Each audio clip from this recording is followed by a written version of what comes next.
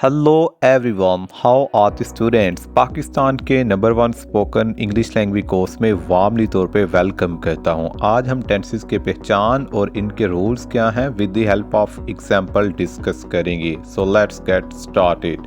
सबसे पहले टेंस का मतलब होता है ज़माना। टेंस लातीनी ज़ुबान का लफ्ज़ है जो टेम्पर से बना है। इसका मतलब है टाइम। अंग्रेज़ी में टेंसेस के मानी ज़माना के हैं। टेंसेस 3 होते हैं, प्रेजेंट, पास्ट, फ्यूचर। मौजूदा ज़माना को उर्दू में फ़ेल हाल और अंग्रेज़ी में प्रेजेंट टेंस कहा जाता है। गुज़रे हुए ज़माने को उर्दू में फ़ेल माजी और अंग्रेज़ी में पास्ट टेंस कहा जाता है। आने वाले ज़माने को उर्दू में मुस्तकबिल और अंग्रेज़ी में फ्यूचर टेंस कहा जाता है। तीनों टेंसेस की 4 हालतें हैं, इंडेफिनिट टेंस, कंटिन्यूस टेंस और परफेक्ट टेंस। इसी तरह परफेक्ट कंटिन्यूस टेंस।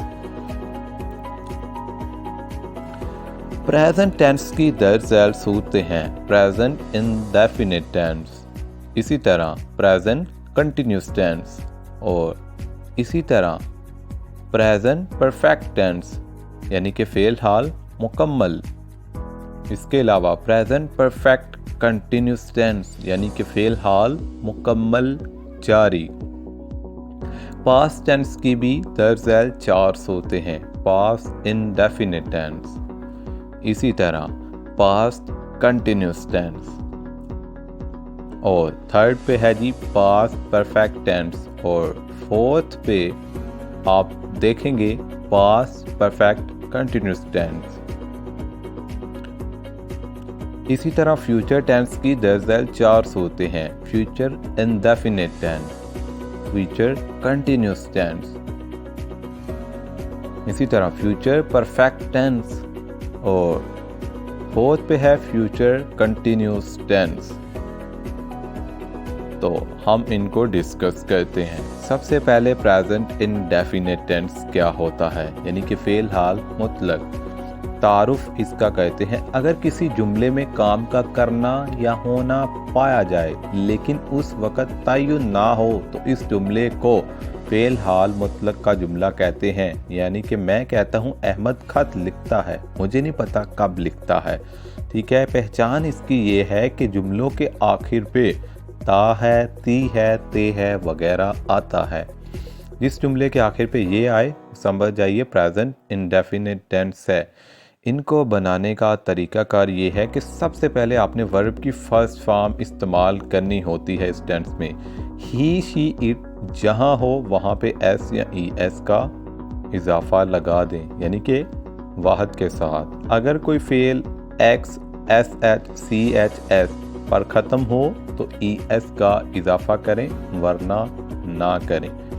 एग्जाम्पल के थ्रू हम समझते हैं जी। आई गो टू बाज़ार, मैं बाज़ार जाता हूँ, फर्स्ट फॉर्म यूज़ किया। He goes to school, goes क्यों लगाया आप फैमिलियर हैं। शी वॉश द क्लॉथ क्योंकि ये सिंगुलर है। यू प्ले क्रिकेट, तुम क्रिकेट खेलते हो।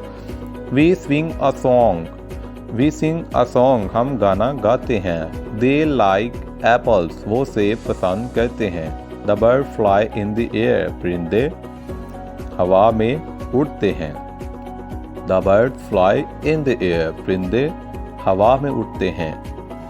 नेगेटिव सेंटेंसेस प्रेजेंट के फ़ेल हाल मतलब के जुमलों में नफ़ी बनाने के लिए अगर फ़ाइल वाहद गायब यानी ही, शी, इट हो या किसी वाहद इसम सिंगुलर एंड नाउन हो तो उसके फ़ौरन बाद डजंट और फिर वर्ब की फर्स्ट फॉर्म लगाएं।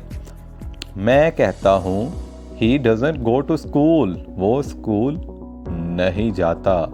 ही डजंट गो टू स्कूल, यहाँ पे मैंने गोस नहीं लगाया क्योंकि ये नेगेटिव सेंटेंसेस हैं। शी डजंट मेक टी, वो चाय नहीं पीती, वो चाय नहीं पीती।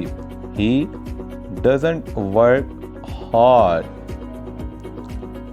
वो मेहनत नहीं करता। आई डोंट लाइक एप्पल्स, मैं सेब पसंद नहीं करता। वी डोंट टेल अ लाई, हम झूठ नहीं बोलते। इसी तरह इंटेरोगेटिव सेंटेंसेस यानी कि सवालिया फ़िक्रात। तो सवालिया फ़िक्रात को हम बनाते हैं। سوالیہ فقرات کے لیے آپ نے جملے کے شروع میں ڈو لگائیں۔ اگر فاعل ہی شی اٹ یا کوئی واحد اسم ہو تو ڈز اور پھر ورب کی پہلی فارم لگائیں۔ اگر ہی شی اٹ نہیں ہے تو پھر ہم ڈو کے ساتھ سٹارٹ کریں گے۔ کیا وہ اسکول جاتا ہے؟ Does he go to school? Does شی سنگ اے سانگ؟ کیا وہ گانا گاتی ہے؟ ڈز شی سنگ اے سانگ؟ یعنی کہ کیا وہ گانا گاتی ہے۔ یہاں پہ آپ دیکھیں انٹیروگیٹو بنانے کے لیے ہم ان کو جملے کے شروع میں لگا رہے ہیں۔ Does Ali make a nice? کیا علی شور کرتا ہے؟ ڈز لگایا ہے میں نے۔ Does Ali make a nice کیونکہ ہی شی ایٹ سنگولر کے ساتھ آپ نے ڈز لگانا ہے۔ Do you work hard? کیا تم محنت کرتے ہو؟ ڈو دا ڈاگ ناٹ بارک؟ کیا کتے نہیں بھونکتے ہیں؟ بھونکنے کی انگلش ہوتی ہے بارک۔ بارک۔ تو اسٹوڈنٹ لیکچر آپ کو کیسا لگے اپنا فیڈ بیک دینا مت بھولیے گا۔ انگلش ود لال خان۔ اپنا فیڈ بیک سے مجھ کو دیجیے کمنٹس۔ بیسٹ آف لک۔ اللہ حافظ۔